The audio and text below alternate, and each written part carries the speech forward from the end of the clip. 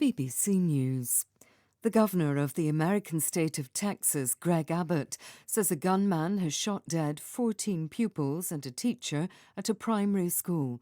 Mr. Abbott said the suspected attacker was also dead and was believed to have been killed by law enforcement officers. He said the assailant had a handgun and possibly a rifle. The attack took place on the campus of Robb Elementary School in the city of Uvalde, 135 kilometers west of San Antonio. A state of emergency is about to come into effect in Hungary.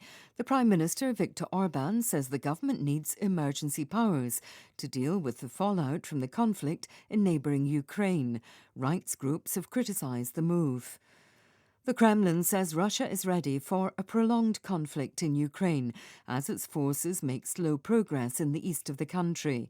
Russia's defense minister said the offensive would continue until all Moscow's objectives had been achieved.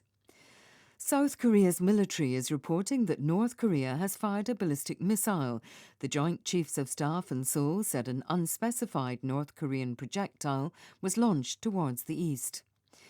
The US State Department says it's appalled by the latest report on human rights violations by the Chinese government against the Uyghurs. It called it further evidence that a genocide was continuing. The commodities giant Glencore has agreed to plead guilty to corruption charges in the US and Britain. It will pay more than $1 billion to end a 5-year investigation into corporate malpractice. It was accused of directing traders to fix the oil market. Brazilian medical officials say at least 21 people are now known to have been killed in a police raid on gangs in a favela north of Rio de Janeiro. The operation began early on Tuesday morning. BBC News.